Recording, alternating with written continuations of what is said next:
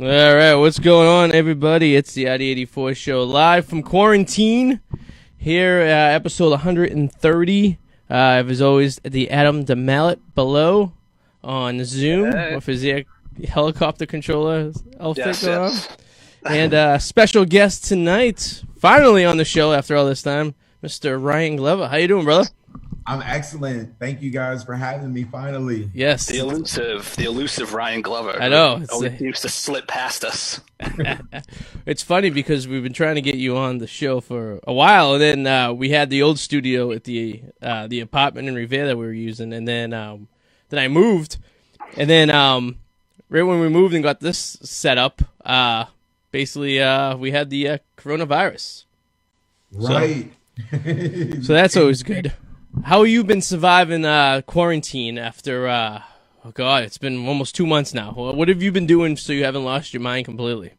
Man, I've been blogging regularly on the Packie. That really helps. It's very therapeutic. It gives me something to do and definitely a way to connect and stuff, everything with different people. Just staying safe. I've been staying inside except for going to the grocery store and stuff, everything for my family. So, Yeah, I mean, that's all you can do. I mean, I go to the grocery store. I've been working from home. Been going to the grocery store, every Monday. That's about the extent of me getting out into the public, into the real world. So that's paranoia. Like, I have the mask on, the gloves on. I wish I've had a hazmat suit. I'd be all set. I'd probably wear one of those as well, but... Man, but people are still living their lives, man. I think you go to the park, you see people out there, they're playing in the park. People are nuts. Social distancing, is it a real thing? Yeah. A lot of people are ignoring it, Well, Sorry, go ahead. No, that's a scary thing. Is people who are ignoring it. Like, there's one thing. If you're thinking that maybe it's a little extreme, okay, that's one thing. But you should really, weigh on the side of caution, I think. I mean, who knows? You don't know. No one knows. You know what I mean? Yeah. I definitely agree. I'm listening to the experts, and stuff, everything, what they're saying and stuff, everything. So, taking those sort of precautions. Yeah. Yeah.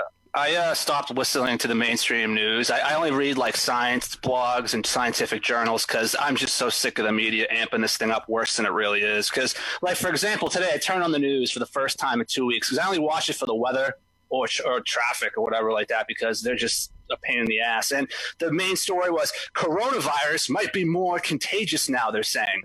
And you know what? I read that same article, but they're leaving out an important part, which is that it might actually be the weakening and showing signs that it's mutating, but for the better and actually possibly weakening. But they didn't mention that. The headline was coronavirus might be more contagious. They left the other part out. Yeah. So it's I'm really getting sick. No, I seen that too. It was stories. That's how they let it off. It was like it's mutating. Yeah, exactly. They said that it's mutating, but they didn't exactly say how it's mutating or why it's mutating. They didn't give us any information on it whatsoever.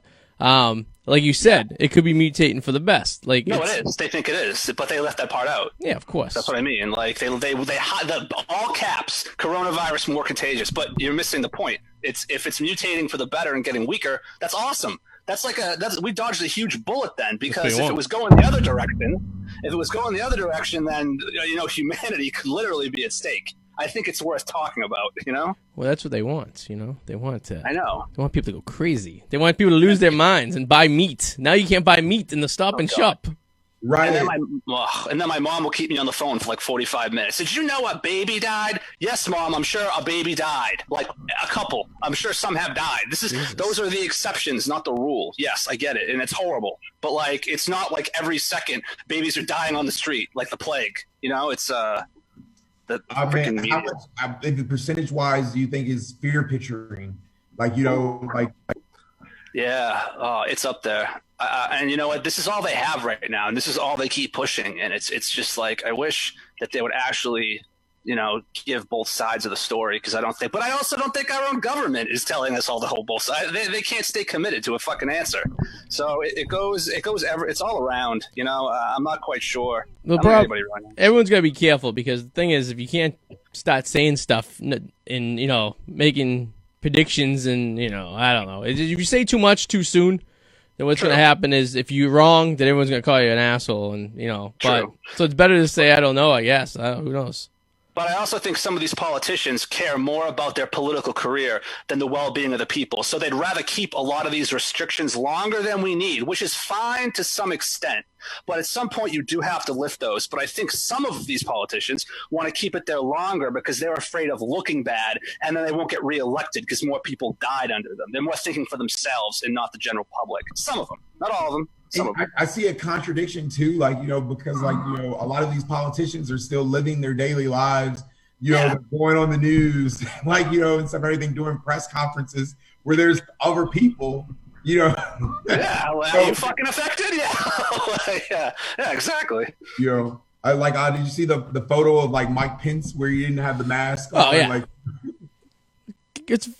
It's like, what is he thinking? How do you not wear a mask? I know, yeah, especially a public figure. Definitely should have, yeah. Well, then he goes, because I get tested all the time. Oh, that's fucking great. But you getting tested, you can still get it. It doesn't really make a difference if you get tested all the time. What does that mean? So it doesn't make any sense. You're an old man. You're in the demographic in which people are dying. So I don't know why you're wearing a fucking. You're the vice president. So if you die, then it's like you're a powerful leader of the company, right. the country. It's like, shouldn't you be walking around blows my fucking mind. You still got better odds of winning the lottery than actually getting it, or the state lottery at least. Yeah, I could use that. I pissed through my stimulus already, so. But all right, so did I tell you what I did? What you bought? In the time of a pandemic, what did Arty drunk buy? So Ryan, a couple weeks ago, I drunk bought a piece of grass that I actually have right here from. Yes. We'll get to the other one in a minute. There we go. It's turf. Actually, you can't see it. The green screen. So it's turf. From New Era Field in Buffalo, where the Buffalo Bills played. I'm a Patriots fan. I'm not a Buffalo Bills fan, but I've seen a game in which that turf was used, so I felt I was obligated to buy it. And so I actually forgot about it until I got an email the next day saying it was confirming my purchase of a piece of turf from New Era Field. So I bought that, and then the guy came in the mail, and then you think I would have learned my lesson. So last Thursday night, I'm sitting there. So me and the wife do the Shore on Thursdays. We're very excited about that, Jersey Shore. Okay. So we make a whole night of it. We start at 8:00. We get there, and then So I have a few cocktails between then and the end of the show, and I'm drinking wine like water. This is quarantine. I'm telling you. I purchased. So over the summer at the TD Garden, they had ripped out every single seat and replaced them with new seats, as you probably read how bad they were, the new seats. I purchased a pair of old seats for the Garden. Yeah, in the middle of a pandemic, responsible spending. They came today. They look nice. That's the closest you can get to sports now, right? It's true. I'm sitting there. I think it must have been 11 o'clock at night. I look at my phone. Arty texts me. He's like, Adam, I bought these seats. Don't tell Suze. Yeah, I didn't tell my wife. She came home today, and they were set up in the living room. She's like, and what are those? I'm like, oh, the seats from the TD Garden. She's like, and why do you have them? I go, I bought them. Now, my defense, right next to me are seats from Fenway Park, so I just needed a collection. So, Right. Well, you do realize this is building credit for her to someday make a stupid purchase, and you have to look the other way, right? I'm well aware of that. In fact, there is enough credibility for her for the next decade to buy whatever property she wants. Then I can't say anything about it. So, she makes her purchases. Have you seen her shoe collection? I've seen that part of that closet I had to help you move. Oh, yeah. That giant, whatever the heck that was, that mobile, whatever that was. Yeah, so, I might buy articles of sports memorabilia, but, we all have our vices, I guess, How many shoes would you say she has? She's probably, at one point, I don't know, close to 100. Wow.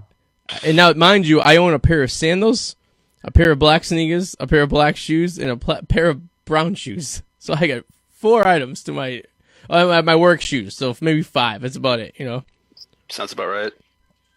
And I wear them to the ground till they fall off. So tomorrow, the NFL is announcing the schedule.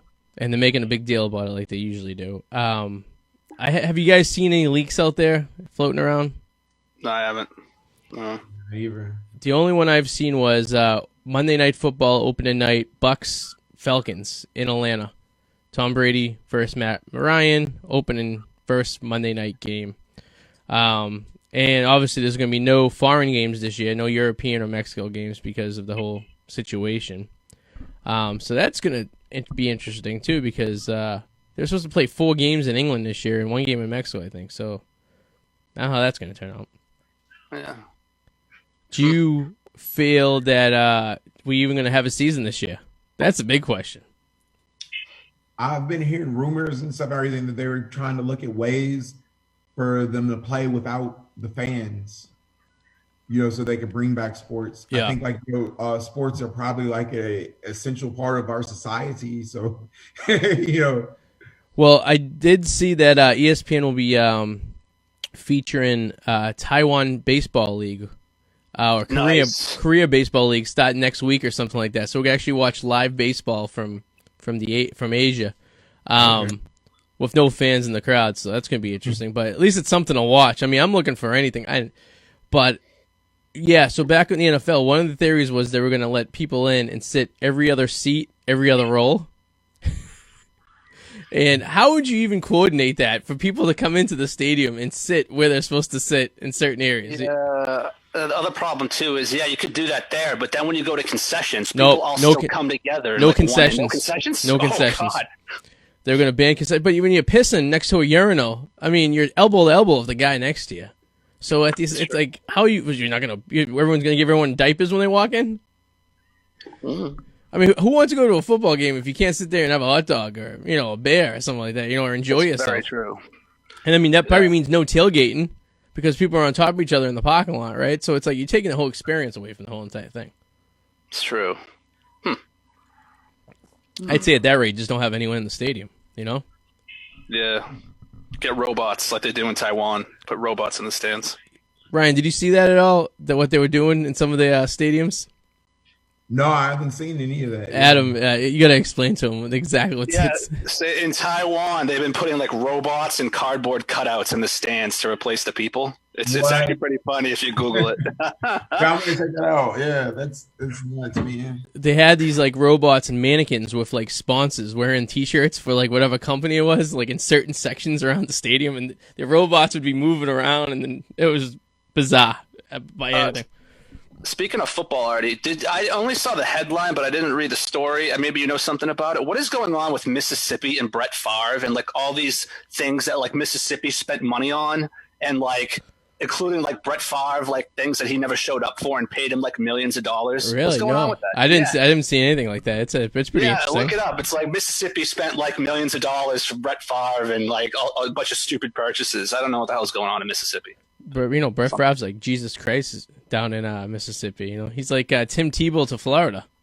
Fuck that guy. I hate Brett Farve so much. I can't stand him. My favorite thing about Brett Favre was many years ago when it came out with him taking dick pics, and he knew it was him because he had his watch on that was like engraved, and he was wearing like green Crocs in the shower. That's right. Yeah. Lucky girl. That's another ring. That's another ring in the wife's collection when she saw that. Probably. Talk about Brett Favre. Now we're on the subject because I think this is a very interesting topic. By far, really good quarterback, but only 2 Super Bowls. That's it. And 2 Super Bowl appearances, only 1 Super Bowl win. Yeah, that's because he was a good player, but not a good team player. He wasn't like you got to be a team, and he was not. He was never a team guy, and he was a gunslinger. Yeah, and like his career record in interceptions like is not even close, I think, to number 2. He would just gun it down the field, didn't give a shit. He would just throw the ball like crazy. Like it was almost like it has to be, a 2-to-1 ratio for touchdowns to interceptions because I remember towards the latter of his career when he went to like Minnesota. Every team he was at, he made a run. Minnesota, they made a little bit of a run. When he was on the Jets, they had a quick little flash, but the stories behind him, how when Aaron Rodgers was behind him for all those years, and now you see Aaron Rodgers kind of a pissing and moaning kind of guy. Like, he probably ran 5 out of town at that point because he wanted to play, Can you look up his interceptions right now, like most interceptions all time, and see who? I know he's got to be number one, but I'm curious what number two is and how many it is, because I gotta know. Yeah, I can do that. By most interceptions. I finished his career with 336 interceptions. Wow. So you're right. Brett Farve has the leader. He is 336. So to give you some perspective of who's number two, it's George Belanda, and he has 277. So he has almost 50 less. Now, mind you, Brett Farve did play. What did he play? Almost 20 years. He was up there, like maybe 15 to 20 years. He was there for a while. So, yeah. But it's like then you have John Haddle has 268, and then Vinny Testaverde's number 4 with 267. Mm-hmm. That's a lot of fucking interceptions. Yeah. I mean, that's not a stat you want to be proud of. At the end of the day, you don't want to be like, hey, Yeah, I don't care how many years you've played. You do not want to be in like the top of that. No. I think you got to have some pretty other impressive stats though, and he does. So. Yeah, I mean, he was a good quarterback to have. Like they didn't really put a team around that helped him. He was young, but I don't know. He wanted the money though. He wanted to get paid. So you can't build a team. You can't build a team around a quarterback if they want to be paid, because I mean the salary cap kills it. If you're going to take 25% of your salary cap on one player, how the fuck are you going to run a team? It's not going to run. Well, his problem was, I'm going to retire. Actually, no, wait, I don't know. And then he kept stringing the team along, and then they said finally. And then when he finally said, "All right, I'll come back," they were like, "Fuck you. We've already given you, X amount of time," so they didn't want him anymore. Yeah. Well, so basically right now, with Tampa Bay, with Tom Brady down there. I mean, what they're doing is basically stacking a team up around him for one good run. Because a lot of those guys are like on short contracts or expiring contracts or like 1-year deals and stuff. I mean, so this is like one and all. This is it. Tampa Bay doesn't do anything next year. Tom Brady's going to be playing for the New York, the New York Jets basically type team, or the Jacksonville Jaguars. What are you doing, your homework? No.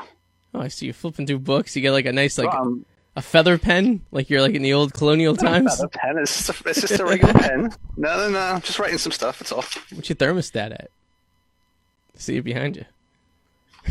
69. 76. Well, you keep your house warm, huh? That is right now. Actually, I don't know why, but I don't know. I usually keep it around like 73. I don't. If anybody out there actually gives a fuck about that, which they shouldn't. I'm curious. When they have naked cooking, do you push the temperature up a little bit, or do you?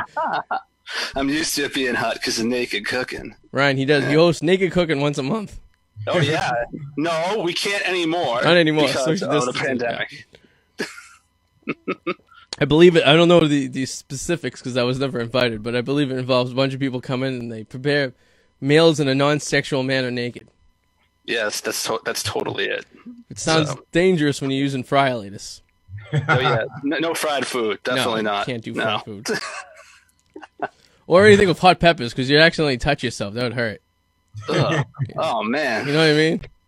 That'd be horrible. I got a funny story. So I work a couple nights at a Mexican restaurant. So I used to host these events once a month.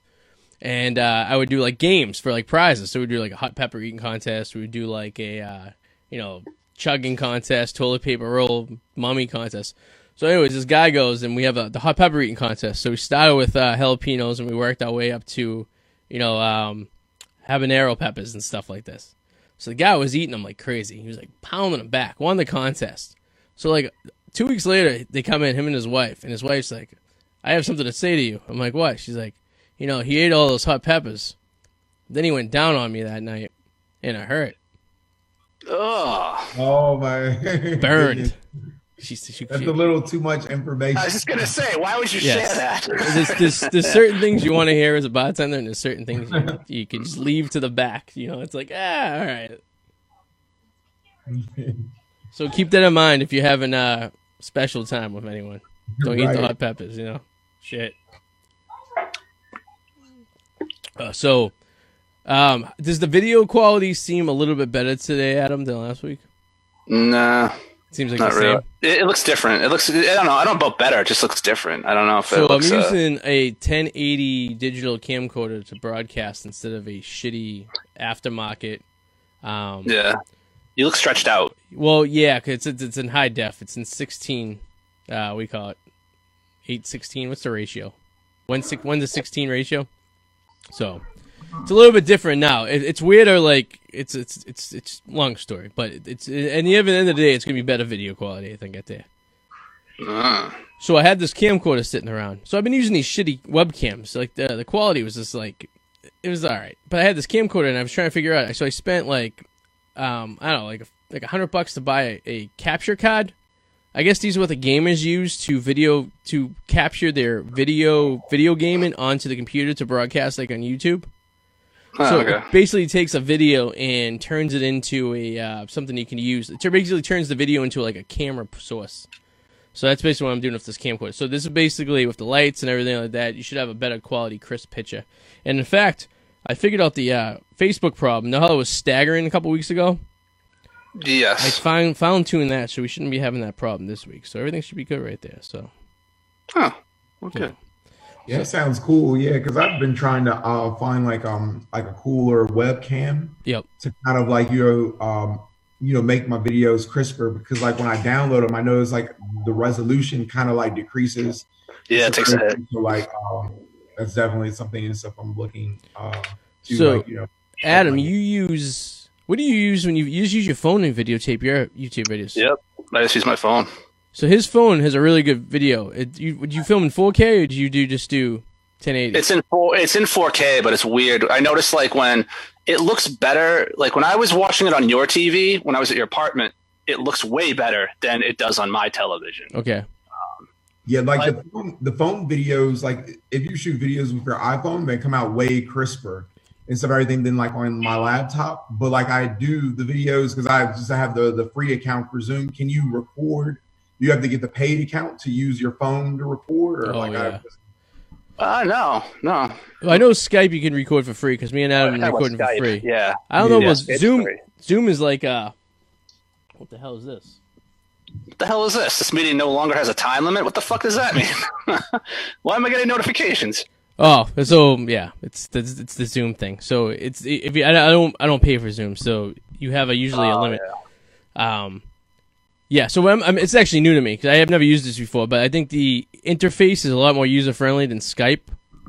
So I'm just I have a lot of audio issues when I use Skype, like I do interviews and stuff, and even if it's not my audio, like the other person's audio will be off, like depending on like what kind of device. Like a bunch of different interviews I did, they were like really good interviews. But like, it's like the other person sounds like there's an echo, like, and stuff, everything, where I don't have that issue with Zoom. So that's why I do a lot of my interviews with Zoom. Have you ever tried Teams, Microsoft Teams? I use that for work. It's okay. It kind of reminds me of Zoom. It's kind of the same thing. Teams? No, I never used it. Yeah. Yeah, I'm not familiar with it. Yeah, people have been telling me about like a couple other sites too. Isn't there something like Weebly or something like that? Or Yeah.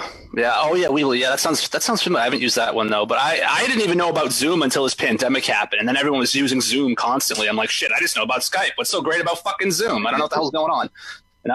It's cool. It's fine. Like I wish I had invested in it before the pandemic. I didn't know everybody in the world was going to be using Zoom. Yeah, for a while I was like, did just some celebrity say it was cool, so now everyone's using it, but there's really no difference. But it's easier, so whatever. I guess stick with it, I guess. So last night we used it for the bar. We all got together, about 12 of us, all bartenders and servers and stuff like that. Because Cinco de Mayo is a big day for the Mexican restaurant. We usually have a huge day. It's a huge money day. We're losing lots of money, but everyone is at that point, I guess. But so we all got together and had a few cocktails, and we just wanted to say hi. It lasted like 3.5 hours. We were on Zoom. By the time it was done, I was like the fourth to last to drop out. It went on for another hour after that. But it was really cool. It works out great. I mean, you could have so many people on. I liked seeing like the Boston Orchestra, the Symphony Orchestra did thing where they all were playing the instruments and stuff. And they had like 100 people on the screen at the same time. It was pretty cool. What's that app that I remember Sue's mentioned it in group text that you can play games? House Party. Can that be done on the show through and you can record it as if it's like part of the show?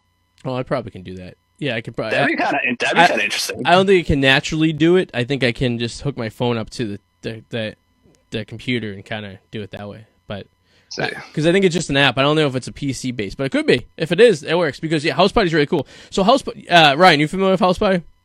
No, I've never heard of it. So I know the movie. Yeah, the movie's great. Kid and play, man. So you basically download it and you have like these stupid games to play. Like you play Heads Up, you play like different things or whatever like that. But like when you I'll enter the house party right now, and anyone who's also in the house party will let you know that Arty's in the house, and they can message me if they want to play a game or something of that nature. So right now it's basically you just load it in. And it says Arty Party online. So right now I have my brother-in-law, my wife, my sister all on this thing. So like I'll stay in here and then like it goes if you're like I think it goes with your Facebook because I'm getting people that are like friends of friends. I don't know. Like for example, like start a house party. Like Susan, you talked about yeah. So basically it's pretty cool. So you can play stupid games. It passes the time. So what I think. What we should do maybe is have a game night, like on like a Friday night or Saturday. We all can get a little loopy and just have a game night on House Party. Yeah. I would do it. That'd be a good time, right? Like, yeah. I know tonight I'm gonna watch the movie because now it's in my head. So I'm thinking about bringing back game night for real once this quarantine's over. Like, is that like an old person thing? Is that what people do in their 30s and their 40s now? They have like. Yep. Couples meet up and like they have different houses each week and they play. Oh yes, they do. And they're usually pretentious assholes. Did you ever see the movie Game Night? Yep. It's actually a good movie. It wasn't bad. It was okay. It's not familiar. Like, what was that movie about? Game Night. So it was what's his name? Justin Bateman's in there, and they're about these couples that like they go to each Friday night they go to someone's house to play a game, like a board game or something like this. So long story short, Justin Bateman's brother comes over for game night, and he wants to really top it off. So he has like this extreme game night where like he orders, he buys this company to come in to like really put on like a real mystery murder type thing. Long story short, there's a real criminal act going on, and these people don't know. They think it's part of the game, and it gets pretty crazy. It's actually pretty. Well, there's also the guy that they don't want to show up there because they don't like him. Oh yes, the neighbor, the cop. Yeah, the cop. Yeah, that scene with the dog and like the blood and that was hilarious. That was like the only time I laughed pretty hard. That was pretty messed up. Oh yeah, the wife stuff, like the wife that divorced him. I love Jason Bateman. Have you guys seen Ozarks? Yes, I watched the entire 1 through 4 like in a binge recently. Oh my goodness! Yeah, I just did like a couple weeks ago. I was like, I've been watching everything on Netflix. It's so amazing, man. What's the premise? I haven't watched it yet, and it's on my to-do list now that we're running out of things to watch. Like, what's basically the synopsis? You could kind of think of it as like The Sopranos and Breaking Bad in the sense where your protagonist is also the antagonist. Like he's you're following the bad guy. Pretty much. It's based off the casinos, right, or something like that. It gets there, but that's like later on. Okay. But the show has a way of just kind of like just when you think it's starting to hit a lull, something happens and it's like, oh shit. It's like it starts to get a little dry, and then all of a sudden, whoa! You just wake up, and it gets you. It really does. It grabs you. Is it funny at all? Okay, I see Justin Bateman. I always think he's like a dog. It has some humorous parts, definitely. Like but it's like dark humor. Mm-hmm. So like but like the storylines are on point. Like and just it's really an interesting show. Because like Jason Bateman, you really wouldn't like think of him being like involved in the drug trade. Yeah. I gotta check it. All right, it's on my to-do list. All right, I'm gonna watch those. How many episodes are there? It's 4 seasons. There's 4 seasons. Yeah. It's been on that long. Yeah. How come So is it 10 episodes a season? So that's you got 40 episodes. You got plenty to watch, Arty. You got to catch up. I'm literally just hearing about this for like the first time like a month ago. Like interesting. Okay. Yeah. I really like Nicky Jam's too, El Ganador. I haven't seen that one. No, I haven't seen it either. Well, it's so awesome. So it's about this guy, like he actually like grew up in Lawrence, like Mass and stuff and everything. He's like a pop singer. He like got cool like Daddy Yankee. Okay. And and like it just like details his like rise of like going to like from Lawrence, Mass to like Puerto Rico. Then he eventually goes to Colombia. It's a great show, but it's like subtitled. because it's in Spanish. Okay. Yeah, but it's great. Lawrence, huh? Jesus. Talk about a town that's been hitting hard. They had the houses that blew up 2 years ago, and now they're getting hit hard with the corona. Oh yeah, and Chelsea, Mass is Chelsea too. Yeah. Now, Ryan, where do you live? Do you live in the area, right? I live in Cambridge. Oh, Cambridge. Okay, yeah. So we obviously been following your YouTube page with your interviews and all that stuff. So where do you find these people to interview? Is it just random? Do you just kind of go out there? Do you have an idea of like a story? So like a lot of the adult film stars and stuff, I work with publicists. So like there's like 2 publicists that I've basically worked with. One's like Erica, and the other one's James Bartholowit. And I just like, hit them up. Like, they send out press releases every now and then. Yep. Like, they pretty much like hook me up with like the porn star interviews, all the ones I request. Okay. And then as far as like actors, sometimes and stuff, there's a couple publicists I work with, like, with like the actors and stuff, everything. But like a lot of times I just hit them up via Instagram. Okay. So like I'm like, or like, and some people and stuff, everything like, refer me and stuff. That's my son. But like a lot of people like refer me and stuff, everything like, to other people. So like I'll ask them like, hey, like, anybody, or, like I just try to do a really good job with the interview and like, make them enjoy it and stuff, everything, and say, hey, like, anybody else, and they'll hook me up. That's pretty cool. Yeah, because you get a lot of people. There's lots of content. Yeah. And I'm really proud of like the interviews. I really love like the site and stuff, everything. And I think like, it's a lot of value, like, for people to come on the site, and stuff, everything. So like, I really take it serious. And I've really been trying to, like kind of like steer away from the porn interviews and like try to do like more serious interviews recently and stuff, everything. Like I just like interviewed Noble Glemmy, he's an actor, done like, 180 films. And like, I was really proud of like, to be able to interview him. I interviewed Soren Baker, who's like a hip hop journalist, very renowned and stuff, everything. So, just like, continue to grow with it. No, that's pretty cool. I mean, it's I was just curious. I seen you always had so much content, and you always had so many interviews built up. So I didn't know if you had like a source, but that makes sense. But you know what? There's nothing wrong with the porn stars because they sell. Porn sells. We all know that. Yeah. The views are crazy. Like, and stuff, everything. It's like, it kind of, because I'll do an interview, I think was a great interview, but it won't necessarily generate the same interest. Like the views and stuff, everything will just be nuts. Like on like pretty much every porn star interview, if you go look at the numbers, they're over like, around like 1,000 views. But I'll do somebody like, somebody I was really proud of, like Yukong Zhao. He's running for Senate for Congress in Florida in the 7th district. I was really proud of that interview. And, he talks about like, growing up in like, socialist China. And I thought that was like a really important interview, but like, it didn't really resonate with people, Yeah. Yeah, that's annoying. I think it boils down to what more so do you want to do it for? Are you doing this for you, or are you doing it? And if you're doing it for you, then, stick to those. Are you doing it for more so the people and like, for entertainment? And if that's so, then stick with that. Or maybe find like a happy medium, right, and do it, and that's the struggle. I mean, I know me personally, I mean, I don't see it as ever being an income or anything like that. So everything's kind of for me just for fun.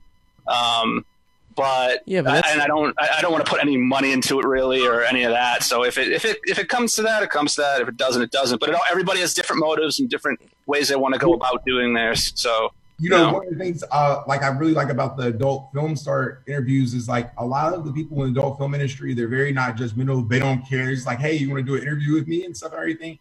Like it's more of a very inclusive community.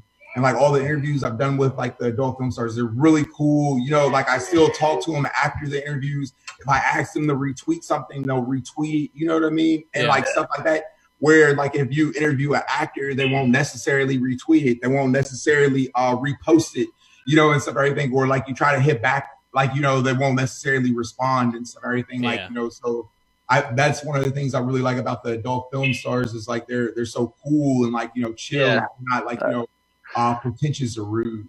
I still couldn't believe on the one that girl who did who's on Game of Thrones. Remember, I commented on one of your videos. I said, I can't believe this girl is like, I never watched it. Like, yes, so hard night. Yeah. She was never into like Game of Thrones and stuff. Everything. I thought that was hilarious. And I never watched Game of Thrones ever. But you're not on TV. I mean, if you were on TV and you were a role in one of the biggest television shows ever, don't you think you would have at least watched an episode? Yeah. You know well, I mean? yeah. No, that's true.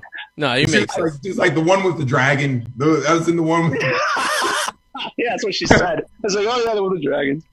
But yeah, like, and it's so funny because like I went to theater school, and you know how many girls would have killed to be on like Game of Thrones and stuff, everything, and to have that role. That's a huge accomplishment and stuff, everything. And like a lot of the girls, they're really accomplished. Like one of the girls, like Hallie Roses, like she actually was like gonna she got a dance scholarship to Juilliard, you know, and stuff, everything. But like she tore like, you know what I mean, a tendon in her knee or something and stuff, everything, and they like put her on a different path, you know. So it's like really interesting to hear these stories and stuff, everything, and like, you know, just like the things and stuff they're doing, like traveling all over the world, man. It's exciting, you know. So did it really put her on a different path, though? Or is it like the stripper who's like, yeah, I'm just doing this temporarily to make money while I'm in dental school, you know? Sure you are, you know? That's fine. I wonder if I've had that story. I was at a strip club once, and the stripper once told me she was just doing this to go to dental school. So. Oh, yeah, I've heard that. I've heard the same thing. I think it's like they have a book of like, okay, what's my excuse for doing this? I own a nail salon. I've heard that one. Well, that's why I tell them I used to play minor league baseball for the the Portland Sea Dogs. So if they're gonna lie to me, I'm just gonna lie back. So I tell them I'm a helicopter pilot. That's you know, and some everything, you know. But like, man, you do hear a lot of stories, but like a lot of those girls are really like hustlers and bringing in like, you know, huge amounts of money. Yeah. Oh yeah. You know, especially with like the OnlyFans and stuff like that. Which is taking a lot of power from like, you know, the porn companies and stuff, everything. They kind of like, you know, are their own company and stuff, everything. I think like one of the girls I interviewed, like she makes about like $20,000 a month, you know, which is huge income, man. Like that's crazy. And how much money they get just to post and shit on Instagram. Yeah, and like, oh, she doesn't even, you know, like I think she just had sex with her boyfriend on camera. Like, you know, she like pretty much just shakes her breasts and stuff, everything. Like how. Yeah, the problem with that is you kind of like put yourself in a corner though, because if you do that, that's on the internet for life. Someday you're gonna have to get a real job. Like how? Yeah. Oh yeah, a lot of girls like I've talked to them about that and stuff, everything about like, you know, some of them have talked to me about like, you know, actually like working and then people recognizing them and, you know, things and stuff, everything of that nature. It's not all roses, you know, and sunshine as you would imagine. I know, Adam. Like, tell that to Kim Kardashian. I mean, she had a video of her blowing Brandy's brother, and it hasn't really hurt her career. Yeah. So I mean, like, you know, and stuff, everything. Like I think like for her, you know, like it just propelled her career, and I think actually she was the person who really made like sex tapes for celebrities popular, because like a lot of like celebrities tried to come out like, you know, well, actually Paris Hilton first, and then Kim Kardashian, you know, like. Little sluts, and it helps when you already have money. I'm sure that already helps. Well, it doesn't hurt. You know, money doesn't hurt. Yeah, money is like, you know, definitely like, you know, the thing that makes the world go round. I realized you guys were looking at me backwards for the last half hour. I had the camera on mirror by mistake, so we're back. No, I've been looking at you. What are you talking about? Was I backwards though? My shirt was backwards. Oh, maybe. I don't know. I'm not looking at your shirt. Now I'm on the left, so it was on the right. No, like look at Arty in his shirt. Yeah. You know. I had too much fun with the green screen the other night. I was having the conversation. I was putting up weather maps, and I was pretending I was a weatherman, going like this with the daily forecast. I've done that. Right, I wanted to ask you about one of the articles you posted on the Packie over the summer. I think it was over the summer. The one that broke the website for the day, about the rapper who was an informant. Yeah, Jim Jones. Yes, yeah. Yes. So what? Yeah. So how the hell did our small little, website be able to get this much attention from? Like, what happened? Like, what? Okay, did you pay for a campaign? Yeah. No, I wasn't the first person to post that story. Vibe magazine had posted the same story, and Lipstick Alley prior to me. I just I think I articulated it better. Keyword search too. Yeah, basically I think that's and then it just blew up from my Facebook page. I saw people and stuff, everything, seeing that. because like, a lot of, I think those publications and stuff, they're, basically, they have relationships with the record labels. Yep. Like, so he's like signed to Atlantic Records and stuff, everything. So it was like, like a little blurb on like, like these sites and stuff, everything. I'm reading this. It was like, he's a snitch. Yeah. But, so like I posted the article and stuff, everything, and it ended up blowing up and stuff, everything. People see that like, on my Facebook page and, started sharing it. And then like, other people started sharing and that's how that ended up. It blew up off my Facebook page. I mean, it got traction. I was sitting there like at work and I looked at I was like, holy shit. And I didn't know if you knew the guy personally or you knew someone that knew him, but I was like, this thing was like picking up speed. No, yeah. I think like it just it went viral from my Facebook page because like people started sharing it. I posted on my Facebook page like I do most of the articles, but like some content I guess resonates more so than I because like with rappers and stuff, everything is so much it's so difficult necessarily to believe like certain things because they present themselves in a certain way, like even like with the factual information that I present in the article, like and with other news sources because I wasn't the first person and stuff, everything to post that story, like so. Yeah, I remember I investigated it because I was like, please don't be plagiarized. I was like, I hope it's not plagiarized, right? And I remember trying to research it to try to make sure it was actually, and it obviously was, right? But when something like that happens, it's just like out of nowhere, and that happens, it's just like, huh? So it's like I was just looking into it, and no, it was all you, man. It's awesome, That's awesome. And a lot of times like that, I get ideas from other sites. Oh yeah. I just I just reword it or like add my reference it and stuff, everything like but I was really happy about that, and like a lot of people and stuff, everything wanted to argue, and I like the commentary and stuff, everything, but like if you like look at the transcripts and stuff, everything, it's clear like and stuff, they're referring to him as the one cooperating with the police. A lot of people were questioning like my journalistic integrity about that, like for months, I like got tired of explaining it. I was like, I don't care because it's like I don't have anything personal. Like I actually like Jim Jones, like as a rapper. I don't care if he snitched or if he didn't. Like like I think his music is great. I was just like kind of like I thought it was an interesting story. It was. I mean, and it did what we wanted to do. It wanted to gather people to talk about it, which is good because I mean, when you hit like one of the best videos I have on YouTube is of Adam, myself, my wife, and a couple of our friends celebrating the Buffalo Bills making the playoffs for the first time since 1999. And it was completely done out of, like, just kind of kidding around. We were drunk. It was New Year's Eve. They made the playoffs for the first time. So our buddy Joey Doubleback decided he was going to sing the Prince 1999 song and do a little dance. So we put it out on YouTube on New Year's Eve night. The next day I wake up and we have over 3,000 views. I have 1,000 comments from angry Buffalo Bills fans who thought we were fucking with them. And we were kind of joking around like, oh, you finally made the playoffs. That's good. But we weren't like being mean about it. We were just, in a sense, we were kind of giving them like a little pat in the back. Like, good for you. You finally made it into the real world of the NFL. Sports fans can be some of the nastiest people. You say like something like they don't agree with, like so like I'm from Chicago, and like I just recently did a post about on the site about Craig Hodges, and like basically like there's this theory and stuff, everything that he was blackballed from like the NBA. That's what he alleges. But like I point out, like I'm saying, some factual information about him losing the 1993 three-point contest to Craig Hodges, former players saying that he was a bit slower and some everything. And people were like, oh, you're a Craig Hodges hater. Yeah. I was like, no, I really like Craig Hodges. But like, looking at the facts, like I'm just like not seeing the evidence of like why, like you feel like he was blackballed when the NBA obviously allowed him to participate in the 1993 three-point contest, when the rules stipulated that he couldn't participate because it wasn't on a roster. Yeah.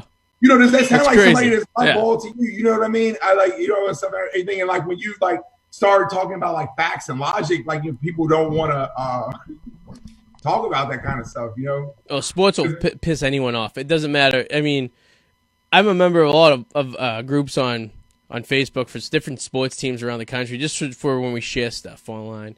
And you throw like a hot topic out there, like it's like throwing a loaded grenade into a crowd of people. Like you just gotta say something slightly off. Talk about Tom Brady in a Boston blog. People will either kill you or they'll celebrate you. You know what I mean? Like you say, oh, Tom had a bad game last week. Well, you hate Tom Brady, blah. You know what I mean? It's like people get so sensitive and so sentimental, and but it's funny because it's like this is what they live for. Like sometimes. Yeah. When I was talking about Tom Brady, like leaving the Patriots, like before, like he had actually, people were going on the site. They're like, "Oh, that'll never happen." Yeah. Forget you for saying that. Right. Hey, look what happened now. He's playing for the last team on anyone's list. He thought he was going to be at the fucking Tampa Bay Buccaneers, who were the laughing stock of the NFL for the last 20 years. But, I mean, I don't know. It's people are interested in it, and they're very easily triggered. And I found that the most to the evidence of this past 2 months of the quarantine, and basically how one person can say something on Facebook and it will trigger a whole avalanche of people, even if your intentions weren't to cause a stir or start something like this. People get very, very sensitive. And it's just, sometimes I think Facebook maybe isn't for everyone. And, even like, some of the mainstream media sites, it's kind of funny, like, how they'll post something and stuff that isn't like true at all. Like, I remember like them saying Kim Jong-un was dead. Oh yeah. Like I've seen this. Yeah, that was everywhere. And like a lot of things, so like it really makes you like, kind of like, decipher like, what media outlets you could kind of trust, because like, so many like, you think would be reputable media sites are saying TMZ posted that and said he was dead. And he's very much alive. And, I was glad, like, I really take pride in like trying to like put accurate news out there. I don't want to put like false information or false news, because I feel like there's enough of that. So like I really try to, pride myself on like the integrity and, No, that's good. I mean, it's there is a lot of fake. I think every news outlet has their agenda, and basically what they do is whatever best suits their agenda. They're going to spin the story one way or the other. And they're loving this coronavirus shit because everyone's watching the news. People are watching the news more than they've ever watched the fucking news in their life, to be honest with you. Yeah. The last time I watched the news this month was 9/11. And that's what, 20 years ago, the last time I ever was like so engaged in TV for like a period of time where you want to get information. And it's just because we don't know. We have no fucking clue. We're not doctors. We're not in the front line. We're not working in hospitals. We're just a bunch of dudes who sit here and we, at home have to, deal with the situation when at hand. So for me, you got to pick and choose your poison. So I'll watch a little Fox. I'll watch a little CNN, and then I'll, evaluate at the end of the day what I think is going to be the truth and what's not the truth. It's all we can do. It's sad, but it's like it shouldn't be that way. Especially in something like this. I mean, there should be no political agenda one way or another. It should be just, but they're capitalizing on it because it's an election year. If it was 2 years ago and it wasn't election time, it would be a whole lot different. But now they're like, well, this is going to make or break the nominee for one way or another. So it's just like, it sucks that they're putting that in front of the actual truth and what's actually going on. And, like Adam was saying earlier, like you toss out this mutation, aroma, like, oh, it's going to mutate. But you don't get not the mutation rumor. The fact, they were saying that it's getting more contagious, which it might be, but they left out the part that it's mutating to get weaker, which they shouldn't have. Well, no, that's the thing. News. Yeah, they're not giving the facts. They're like putting out like a little. They're manipulating the facts out there, yeah. What about like the theory that it was bioengineered in a lab? Like, that's bullshit. That's bullshit. Yeah, I've read the scientific journals and stuff that says like what I mean and stuff. But like you see that on reputable news sites, like top government official says. I mean, we've already established that like it doesn't have like the genetic engineering of a disease that was like made in the lab. So if it was, what a lazy like disease to make, because you basically took the flu and now you're killing old people. Like the old people are the threats to America, of the country. No. I mean, it definitely wasn't. But if you wanted to make a case that maybe it got out of a lab accidentally somehow, could have. That has yet to be determined. There is an investigation into that, but that has yet to be determined. I mean, because basically it's basically a flu form of a virus that's just been it's a spectrum of the corona, they call it. Like I don't know that how. All I know is that this is one of several that could have spawned, and it's based after the flu, and it's just another spawn of the flu essentially, right? I mean, it's that basically what it is, like, at the end of the day. Yeah, kind of. I mean, but stop eating fucking bats, China. Just stop eating bats. Yeah, okay? I frowned upon the eating of the bats. I mean, we shouldn't be eating bats. And now they have the fucking killer hornets over here too. Those murder hornets that are like the size of fucking Asia. Get your shit together and stop sending your crap over here. So how do you feel about the hornets? Do you feel like this is just like a spin to take our minds off the coronavirus, or do you think we really are endangered by giant killer hornets? No, we're not endangered. These hornets, man. I saw it kill a mouse on TMZ.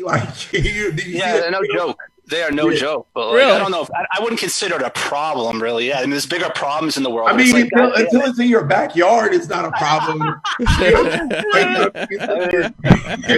mean, in a life scale of things, I mean, it sucks and it's killing honeybees and it's going to fuck up our ecosystem and all that crap. But like, in the grand scheme of things right now, it sucks. But do you know it's in Washington, like, and some everything. So like, let them deal with that. But like, we have those problems here in Mass right now. Do you know who's really excited about this killer hornet thing? Michael Jordan, because people are talking about hornets for the first time in 20 years, and he's very excited. He's like, my investment is finally paying off. Have you guys seen the Last Dance yet? No, I gotta watch that though. I heard it was crazy. The Last Dance, the documentary about Michael Jordan. It's like a 4-part series of how much of an asshole he is, basically. I have to watch it. I need to get a time where I can set aside where I'm not going to get interrupted, because I hear it's very addictive. Like, you hearing about the personalities and how he used to veto trades and how he like pretty much ran the Bulls for those years. Like, it was very interesting, like from the synopsis. And how he didn't want Isaiah Thomas on the Dream Team. Yes.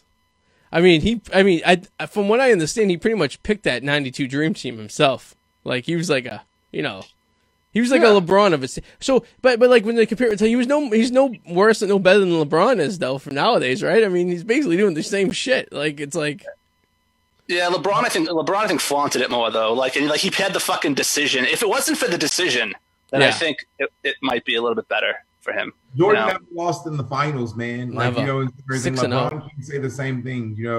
Like, there wasn't no game sevens. Like, I saw like the meme and stuff, everything. You've seen that meme where it's like is Jordan and Scotty, and they're basically like, LeBron has the most points in like game sevens, and like he's like, what the fuck is a game seven? That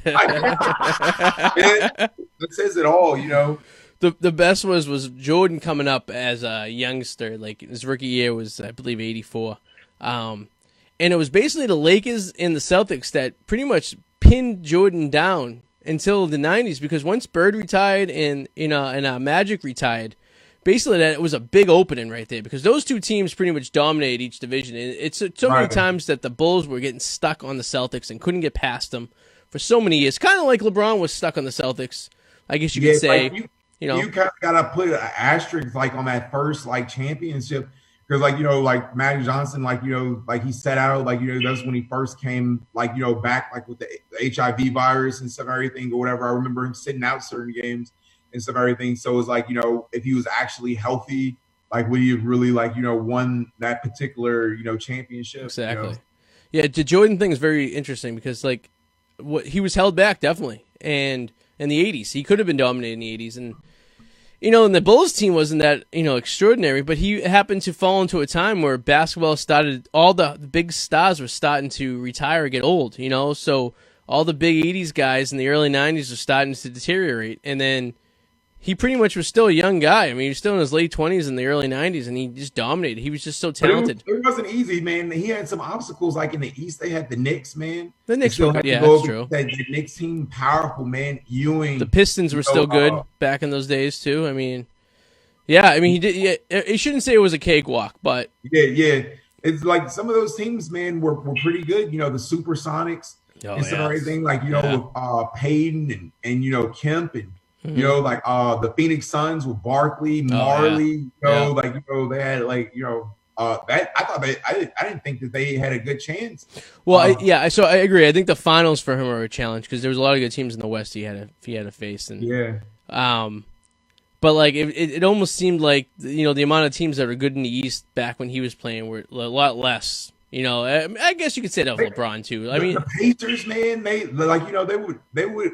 weren't lying down and giving it. No, they weren't. No, you're right. Yeah, it's like those were like some good classic games. Reggie Miller, man, and and like the Bulls and stuff, everything. Basically all they really had was Jordan and Pippen for those first 3 championships. Even though Horace Grant played a pivotal role and stuff, everything, but a lot of the players and stuff, everything, I feel like were interchangeable on a lot of those teams. Then when they got Rodman, that's what really made them kind of unstoppable. It was kind of unfair. This guy who's gonna get 20 rebounds a night, and stuff, everything. Regardless, it was the piece of the puzzle they needed just to sell it. It was the Jordan teams were just incredible to watch. I remember as a kid growing up was watching, because at that time the Celtics sucked. I mean, we just lost Reggie Lewis, and we're supposed to have Len Bias, and then Bird retires early, and then they blew up the team, and then we had shitty ownership and shitty coaching, and Kel was old as shit. Bad knees, man. It sucked. And early 90s Celtics were and mid 90s Celtics, it was just depressing, so it's then Jordan was there, so it's you watch Jordan and he really got you really into the game again, he was so good. But he's so good, but has such a dark, two-sided life. It's just so great. It's he's such a talented player, but his the gambling issue and how the retirement and to go play minor league baseball for the White Sox, and then his dad dies and had to do with the gambling debts, and oh god, it's just unbelievable, the story, and then he recovers, and then he brought Nike back up, and he pretty much has his own brand. The only person to ever have his really own brand for Nike. There's only one swoosh on any of the Jordan shoes, and it's the Jordan 1. That's the only one you see a Nike swoosh. And then he's still making Jordans. It's unbelievable. The guy hasn't played in 20 years, and he's still making new sneakers. It's a cultural icon, and stuff, everything. They still do memes about him, and super important, just for the culture. It's but he also just seems it wasn't a very nice person. Do you ever hear the Chameleonaire story? The rapper Chameleonaire, I know what you're talking about. Yeah. I never heard the story though. So he basically went up to Michael Jordan, and he was telling him I just bought your jersey and stuff, everything, and Michael Jordan just basically was saying oh, you and me and stuff, everything. He was talking down to Chameleonaire, you and me and stuff, everything. It's a funny story. YouTube it online. Just how he the Chameleonaire Michael Jordan story. It's hilarious. One of the best Michael Jordan stories I ever heard was about the '92 Dream Team when they went to Barcelona, and they flew out there. And now you had Michael Jordan and a bunch of old veterans, the best players in the history of the NBA were on this team.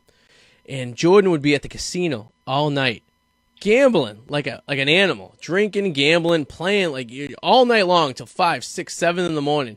Then would show up to the practice facility with no sleep, and was dominating during practice. And he would he's just tired, and all the older players were looking at him "Where the hell were you last night?" He was "Oh, we left him at the casino. He just literally came from the casino to the practice facility." And that '92 Dream Team was probably by far on paper the best basketball team ever assembled in the history of the sport. I mean, when you think about the characters that are on that team and who played, I mean, it was Magic's last hurrah. You had Bird, you had Jordan. I mean, you had Barkley. I mean, you had these guys who were at their prime playing for this team. And Jordan's sitting there as a 25, 26-year-old at the casino all night, didn't go into practice and being the best player on the team. It's unbelievable. It's one of the greatest stories. Yeah, to be young. I've heard stories like that though, about Larry Bird, and stuff, hanging out at the bar and stuff, everything, and before the playoffs, coming in and dropping crazy. So crazy. Larry Bird's favorite beer, and the only beer he actually drinks, is Miller Lite, and he's a good old boy from Indiana, Rich Lick, yeah. So there is this bar across the street, which is now I don't know what it's called now, but it used to be called the Penalty Box, and after Celtics games, it was known that Larry would go from the locker room, take a shower, and walk over to the penalty box and sit there and have a few drinks. And he would do it regularly. And they always kept Miller Lite on draft because it was the only beer he would drink. He wouldn't drink anything else. And he would sit there and go. And it wouldn't be uncommon to see Larry after a game hanging out at a bar across the street on Lansdowne, on Canal Street. It's Causeway Street, rather. But it's a different time. One of the best stories about the '86 Celtics. There's this restaurant called Sirloin and Bourbon, I guess it was called, something like that. Steak and Bourbon, something like that. It was a fancy steakhouse, kind of in North End Garden area, and they invited the entire '86 championship team to film a commercial. So they wanted the entire team to come up, and they gave them food. They let them drink all they could. It was an open bar. And they had video crews there who would videotape. So they finally got the commercial cut. And you could Google if you go to YouTube and you look at the '86 Celtics steak and bourbon commercial, they're hammered. And they're just sitting there and they're just filming the commercial. And all the players are just out of their fucking mind, just drunk off their. I mean, can you imagine if a professional team did that nowadays? What kind of backlash they would get? Team Z, they couldn't even do it. They couldn't even handle fried chicken in the Red Sox dugout, so I can't even imagine what that would be like now in basketball. Jesus. All right, guys, so we're approaching the 1 hour mark here, and I gotta say it was a good show. Went by fast. Anything you want to plug? We'll start with you, Ryan, at the last minute here. Oh yeah, definitely, guys. Check out my articles on the Packie, and also subscribe to my YouTube channel. What is the YouTube channel? Just so everyone. I know it's on the Packie. What is it? So if you want searching, just write Ryan Glover. Just look up Ryan Glover. Like Ryan Glover Media. It'll come up. Sweet. Mr. Mallet. As usual, check out the Whirlwind Potato on YouTube, and possibly this Friday, if he's not sick, I will be doing a show with Fan Addicts of Film on their channel, so you can check out that if you want. Sweet. And, of course, always thepackie.com. Like us on YouTube. Subscribe to us. Hit the little alert button. And then, of course, me and my wife's page, The Wicked Explorers. Check that shit out, too. Especially if you like little babies. Because that sounds weird. How was the little one doing? He's doing good. 5 months, 2 days ago. Oh, congratulations. Nice. Thank you. He's going to be, by the time you see him, in person, he's gonna be driving at this point. So this quarantine continues. All right. Fucking A. When was the last time? It was the last 2 years, man. So I know it's crazy. Hopefully, I'll be there in a couple of weeks. Yeah, a couple of weeks. We're starting to. Then you could sit next to me in the seat. Oh boy! And then you won't have that fucking contraption on your head, like you look like you're flying a helicopter into Nam. Maybe a thermostat behind you said it's 69 degrees. Let me borrow that the next time I go to the strip club. You know what I mean? Yeah, right. I want to see like some chick walk out of that doorway, like just like, hey, pop a head in real quick. Like, what's going on? All right, guys. Thanks for the show, and we'll see you guys next week. Later. All right, buddy. Catch you later. Let's see you, Ryan. You care too. Take it easy. See you, buddy. Be safe.